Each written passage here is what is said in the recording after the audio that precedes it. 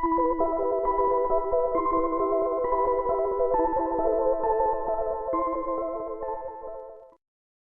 Halloween tutorial shows you how to make a quick bleach t-shirt using basic supplies.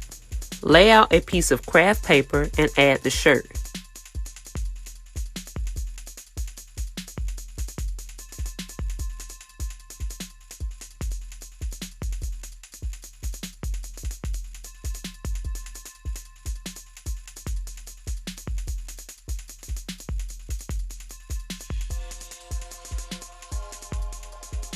Add some bleach to your spray bottle.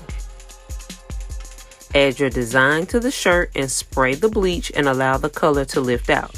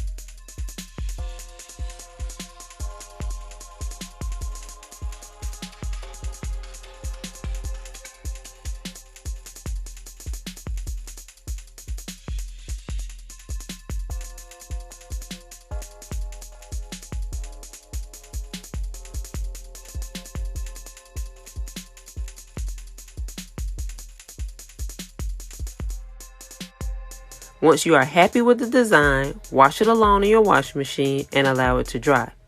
Pair with some Halloween leggings and this craft is complete.